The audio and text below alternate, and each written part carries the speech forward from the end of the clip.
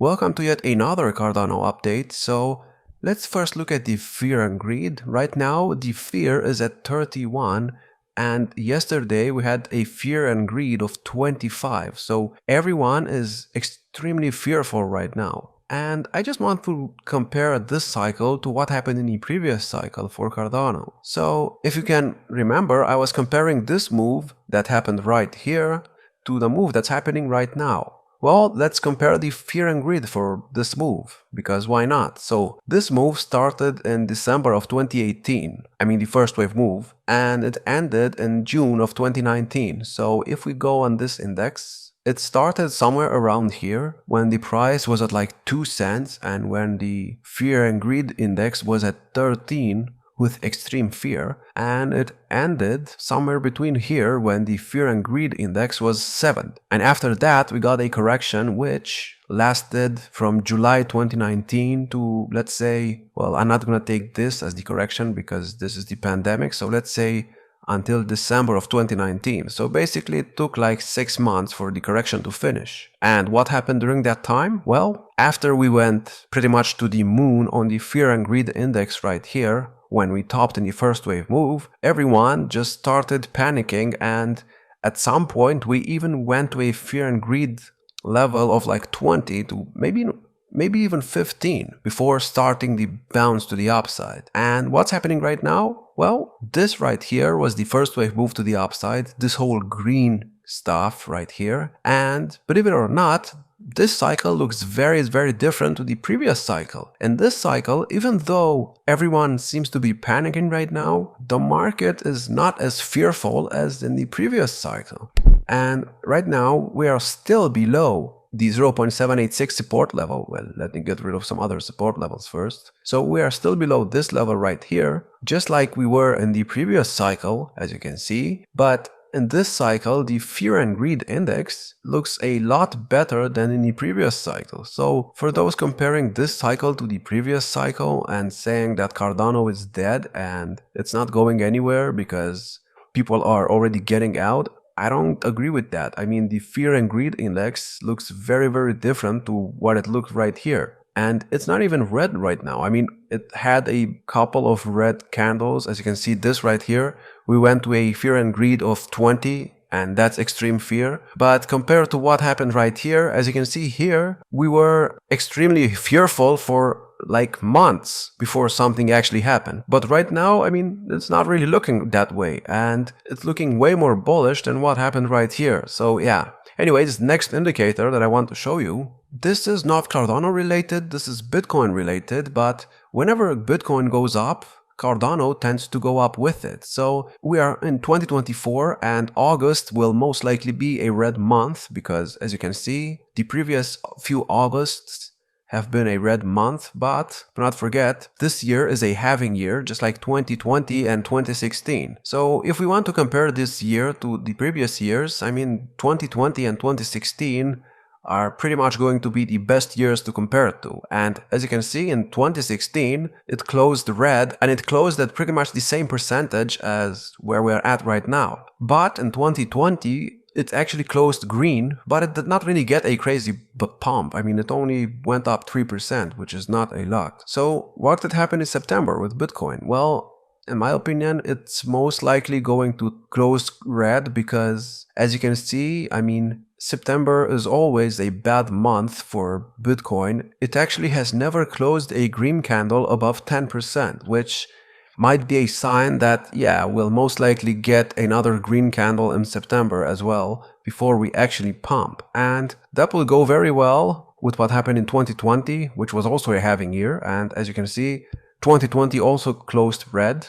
And 2016 actually closed green, so maybe there's a chance that we close green in September, but even if we do, don't expect it to be a crazy pump. And also, this is only Bitcoin I'm talking about. If an altcoin season is coming, which I believe it is, and if the Bitcoin dominance starts going down, then that's pretty much going to mark an altcoin season. So even if Bitcoin closes red in September, I mean, it does not mean that altcoins will have to go down.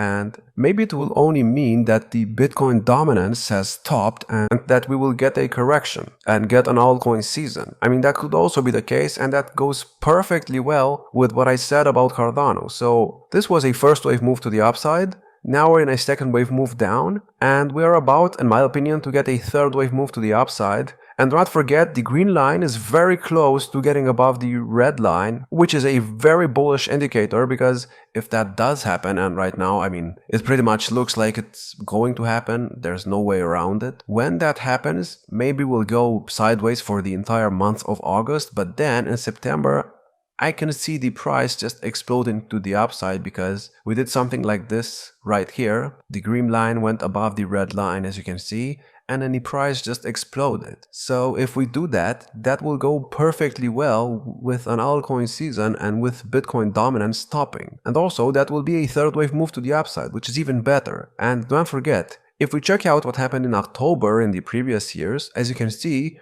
October has been a very good year for Bitcoin. So there's a chance that we close October. I mean, we have only closed 2 Octobers red, and both of these were bear markets. So there's a very big chance that we close October green and that Bitcoin goes like 30% up in that month. And also that will go perfectly well with my Bitcoin prediction. I think Bitcoin is about to go to like 90K in the 5th wave of the first wave of the 3rd wave right here. So yeah, things are looking very, very good in my opinion. And even if we close August red, it's not going to be bearish because we did that in the past. And same for September, even if we close it red, I expect the price to do something very, very big in October, because as you can see, I mean, let's actually compare it to the other halving years. In 2020, it went up like 27%, and in 2016, it went up 14%. And if you don't want to compare it to the halving years, but compare it to the other years, I mean, for example, here we went up 60%,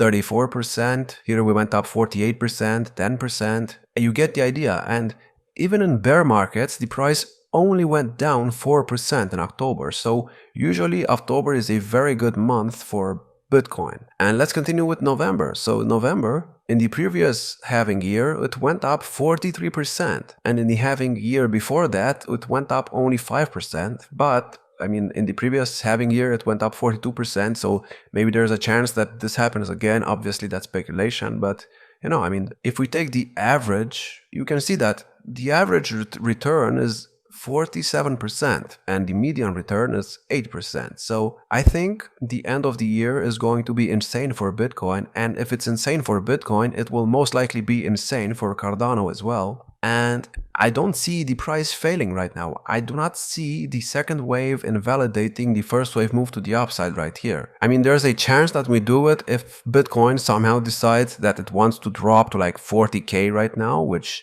I believe is unlikely, but if that does happen, then we will most likely invalidate the second wave move down. But maybe we won't, because in my opinion, an altcoin season is very, very close. And if we do get an altcoin season and we get a Bitcoin crash when we get the altcoin season, the altcoins are not going to be affected by this as much as Bitcoin will be. So yeah, that's also something that we need to keep in mind. And also ADA Bitcoin, I mean, on the ADA Bitcoin chart, we just got a cross, which might be a sign that it has bottomed. But again, like the green line went above the red line multiple times in the past, and that did not really mean anything. So we'll have to see what happens with this. Maybe we'll hit this level right here before we actually bounce. And I mean, that will go well with my other predictions. So we'll see what happens with this. But do not forget, I mean, we are oversold on the weekly, which might be a sign that we have bottomed. So